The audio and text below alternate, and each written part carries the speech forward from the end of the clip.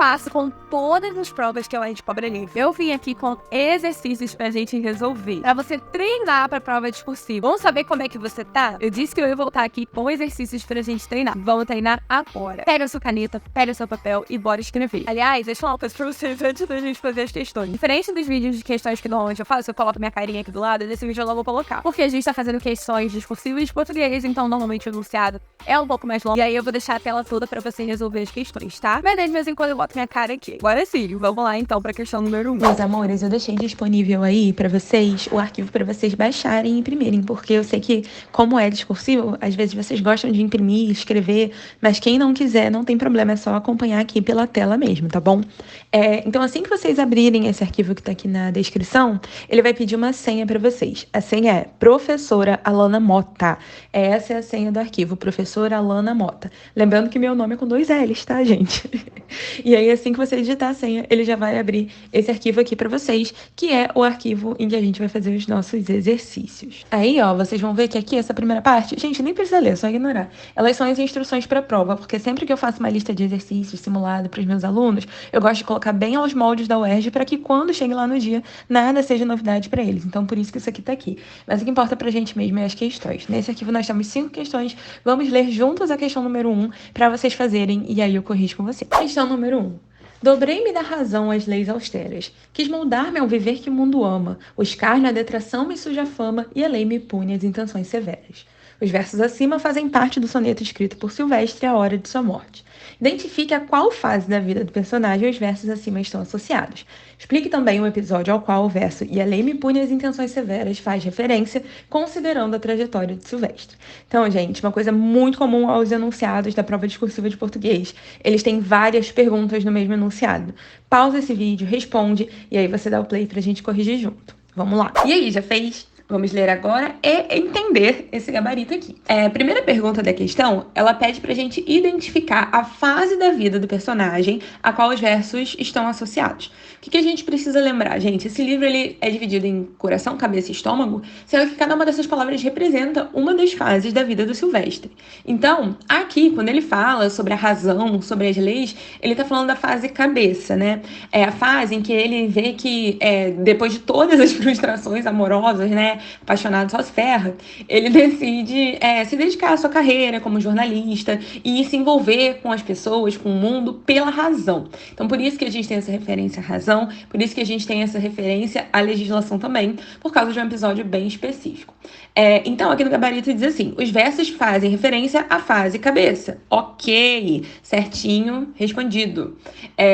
Certinho, óbvio, né, seu gabarito? Enfim, gente. E aí a gente tem a segunda pergunta, ó. Explique também, não foi seu WhatsApp, tá? Foi o meu. Explique também o episódio ao qual o verso "e a lei me pune as intenções severas" faz referência, considerando a trajetória de Silvestre. Aí o gabarito diz assim, ao remeter a punição no verso indicado, o eu lírico faz referência ao episódio em que redigiu um artigo com duras críticas ao doutor Anselmo e, acusado de calúnia, foi julgado e condenado pelas leis, o que influenciou a sua frustração e o fim de sua carreira como jornalista. Então, isso acontece lá no livro, né, gente? Uma das coisas que vai fazer ele desistir da fase cabeça e entrar na fase estômago é que ele escreve esse artigo, ele acha que a galera do Porto vai ficar do lado dele, né? Mas na verdade, gente, ele é um jornalista meio assim, ninguém liga muito pra ele, né? Ninguém dá muita credibilidade pra ele, então ele se frustra tanto com isso, quanto com o episódio em que, de fato, ele vai a julgamento, né? O cara vai entrar com uma ação contra ele e ele vai perder. E aí ele vai ficar super frustrado e tudo mais. Então, resposta completa, respondeu as 2 perguntas certinho, tá bom? Agora vamos dar uma olhada no trechinho do livro, né, no texto que tá aqui, que é pra gente responder as questões 2 e 3. Então, vamos lá. Passados 15 dias, a minha guarda-roupa estava cheia de cetins e veludos. Tinha brilhantes que faziam invejável a minha desonra. Tinha uma mestra que me ensinava as atitudes senhoris nos camarotes e recebia dessas mesmas lições para entrar na carruagem, apanhando a cauda dos vestidos com elegância e saltando dela garbosamente para o banco almofadado que me oferecia o lacaio. Numa das minhas primeiras idas a São Carlos, vi minha irmã num camarote com mais 2 senhoras. Dei um grito de surpreendida e indiquei-a ao barão. Não olhes para lá, disse ele. Tua irmã, se é aquela, deve ser o que são as companheiras. São 3 prostitutas que ali estão. Baixei os olhos, como obrigados pelo peso das lágrimas e da vergonha. Vergonha e lágrimas! Que mais valia eu que minha irmã? E quem era mais digna de lágrimas que eu? Um dia recebi um bilhete da minha irmã, dando meus parabéns da minha felicidade e pedindo-me que não a desprezasse por ter sido menos feliz que eu na carreira que a mãe nos dera a ambas. Mostrei esta carta ao barão e ele, com soberba irritação, exclamou: "Não lhe respondas, proíbo-te, sob a pena de ficarmos mal." Sacanagem, né, gente? Coitadinha das irmãs. Questão número 2. Observe os termos sublinhados no trecho citado e em sua reescritura. Então, a gente tem o trechinho e a versão reescrita, né? "Não olhes para lá", disse-me ele. "Tua irmã, se é aquela, deve ser o que são as companheiras. São 3 prostitutas que ali estão." "Não olhes para lá", disse-me ele. "Tua irmã, que é aquela, é o que são as companheiras. São 3 prostitutas que ali estão." Apresente a diferença de sentido entre os dois enunciados a partir da alteração da conjunção e da forma verbal. Explique também o valor semântico da conjunção C no trecho citado e a classificação morfológica de que em sua reescritura.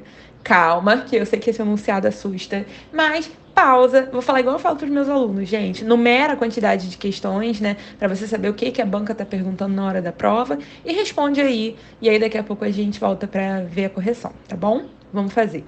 Já resolveu? Vamos ler então esse gabarito aqui e entendê-lo. No primeiro enunciado, a conjunção ser e a forma verbal deve ser contribuem para a construção da ideia de que o barão não tem certeza de que a mulher indicada é a irmã. Em sua versão reescrita, a conjunção que, somada à forma verbal é, indica certeza quanto à informação.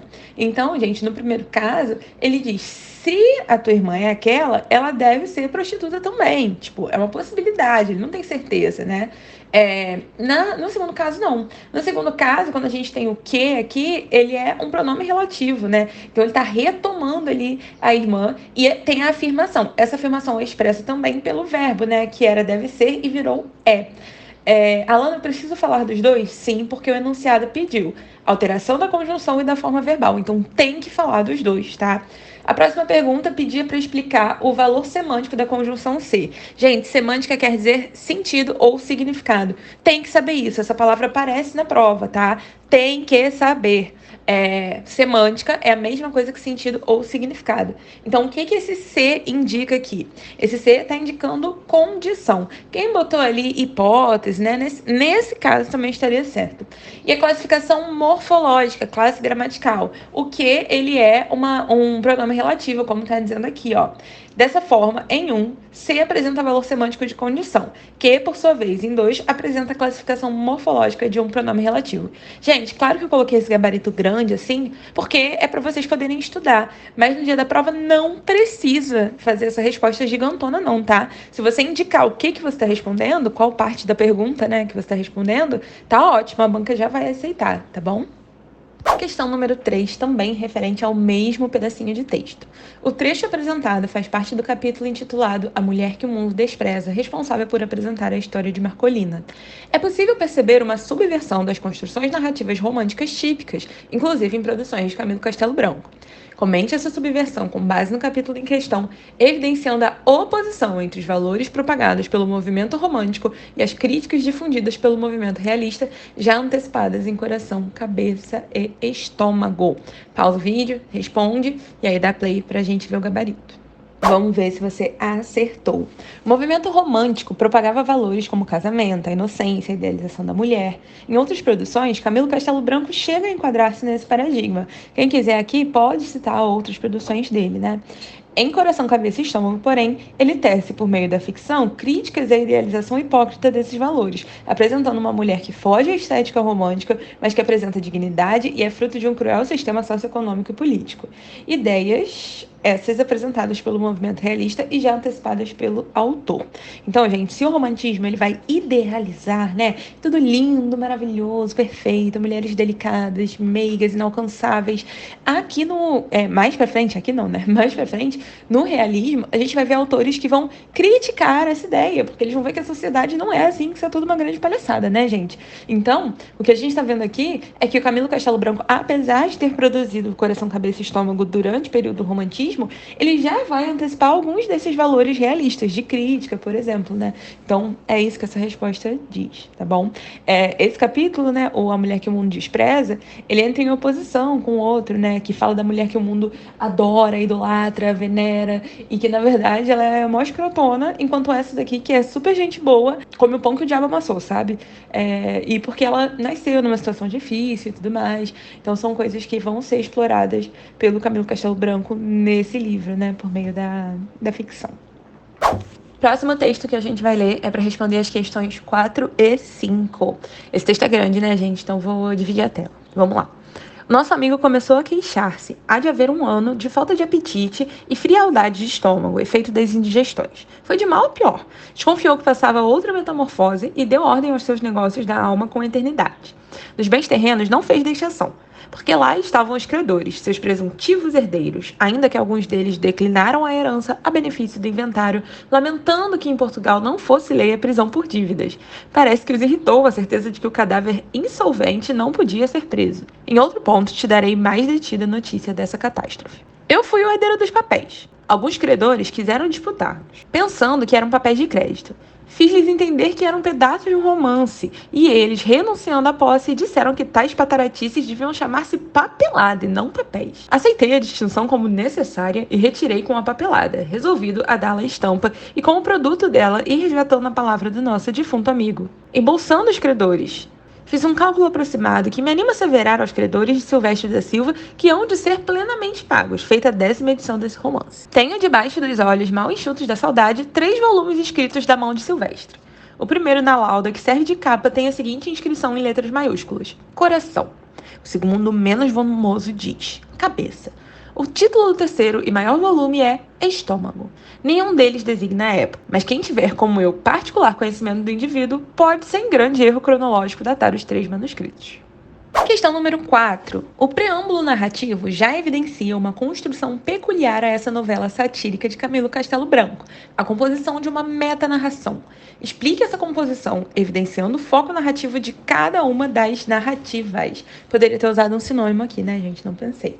Enfim, pausa, responde e aí vamos ver a correção. A produção constitui uma metanarração por se tratar de uma narração dentro de uma narração. Temos, então, 2 narradores em primeira pessoa. Um no preâmbulo, o amigo de Silvestre, responsável por narrar o modo como reuniu os escritos e acrescentar notas. O outro, o próprio Silvestre, que conta a história nesses escritos. Então, gente, o que é a metanarração, né? É uma narração dentro de uma narração. Metalinguagem é isso.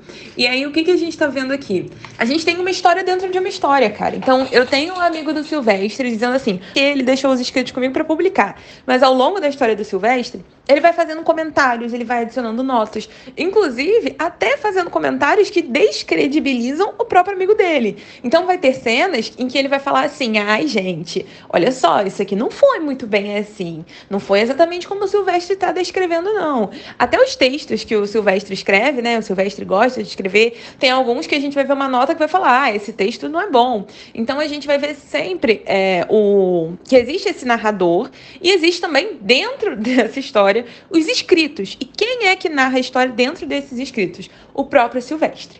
Nesses 2 casos, essa narração é em primeira pessoa, ou seja, tem o euzinho ali falando, né? Então, a gente precisa ficar atento a isso, tá bom? Bora para a última questão, gente? Vamos lá. O título da obra é construído por uma figura de linguagem responsável pelo uso de um termo para fazer referência a outro a ele relacionado. Nomeie essa figura de linguagem e, em seguida, explique a que fases da vida de Silvestre correspondem cada um desses termos. Gente, às vezes a UERJ vai usar recurso expressivo, né? Em vez de figuras de linguagem. E aí você já sabe. Só que o termo recurso expressivo ele é mais abrangente. Então, o recurso expressivo pode ser uma figura de linguagem ou não. Pode ser qualquer outro recurso. Por isso que aqui eu deixei bem claro que é figura de linguagem. Pausa o vídeo, faz e dá play pra gente corrigir a última questão. Vamos ver se você acertou? O título é formado por uma metonímia, em que coração representa a fase da vida de Silvestre, em que ele se entrega cegamente às experiências amorosas, cegamente mesmo, gente, porque ele se apaixona até por uma mulher que ele nunca viu, vocês acreditam? Que ele vai ver só a sombra da mulher.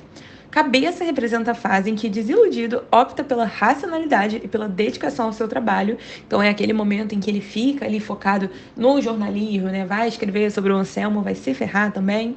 E estômago corresponde à fase em que, casado com uma cozinheira, vivencia simplicidade por meio da alimentação que leva à sua morte. Ele vai decidir literalmente comer até morrer.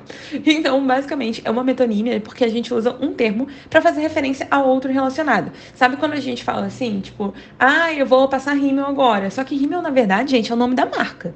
O nome do produto é máscara de cílios. Rímel foi a marca que popularizou. Ou então, eu vou tomar um Nescau. Não, Nescau é a marca. Você vai tomar, na verdade, um achocolatado. Isso é metonímia. Só que existem outros tipos de metonímia, além de marca pelo produto, né? Existe, por exemplo, parte pelo todo, quando a gente fala assim, coitadinho dele, não tinha um teto para morar. Por favor, né? Ele vai morar só no teto? Óbvio que não. Então eu tô usando uma parte para fazer referência a um todo, né? Uma casa e por aí vai. Nesse caso, então, é uma metonímia, porque ele tá usando um nome para fazer referência a uma fase inteira da sua vida. E aí, gostou das questões? Foi bem? Quero saber como vocês foram. Eu espero ter ajudado vocês, principalmente com as explicações. E se tem alguma coisa que você ainda não entendeu, que ficou meio assim, coloca aqui nos comentários, que assim que eu ler seu comentário eu respondo você, tá bom? Gente, falando com tudo, tá chegando aí, vou entrar de férias. Deixa aqui nos comentários pra mim. Beijo.